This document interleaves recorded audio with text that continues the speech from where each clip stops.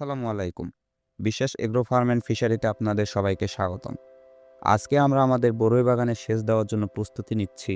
এবার বর্ষার মৌসুমে অনেক বৃষ্টি হয়েছে, যার কারণে আমরা সেচ দেওয়ার কাজে যে ড্রেনটি ব্যবহার করতাম তা অনেক দিন যাবৎ ব্যবহার করা হয়নি এবং অনেক নোংরা হয়ে গিয়েছিল, যেটা আমরা পরিষ্কার করেছি। যেহেতু এখন পানির আবহাওয়া চলে গেছে এবং আমাদের বরইয়ের গাছে অনেক ফল আছে, বেশ কিছুদিন যাবৎ বৃষ্টি না হওয়ায় মাটি শুকিয়ে গেছে। বরই গাছের ফলগুলো টিকিয়ে রাখতে জমিতে সেচ দিতে হবে। এবার শুধু আমরা জমিতে সেচ প্রয়োগ করব, কোনো প্রকার সার প্রয়োগ করব না। কারণ ফুল থেকে যেসব ফসল বা যেসব গাছে ফল আসে, সেসব গাছের পরিচর্যা একটু আলাদা হয়ে থাকে। কারণ মুকুল আসার সময় থেকে ফলের গুটির সাইজ একটা নির্দিষ্ট মাপে না আসলে সেসব গাছে বা ফসলে সার প্রয়োগ করা যায় না।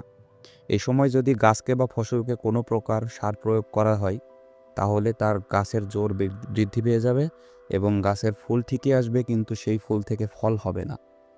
সবাই আমাদের জন্য দোয়া করবেন। সবাই আমাদের পেজটি ফলো দিয়ে আমাদের সঙ্গে থাকবেন এবং ইউটিউব চ্যানেল থেকে দেখে থাকলে আমাদের ইউটিউব চ্যানেলটি সাবস্ক্রাইব করবেন। সবার জন্য দোয়া ও ভালোবাসা রইল। ধন্যবাদ।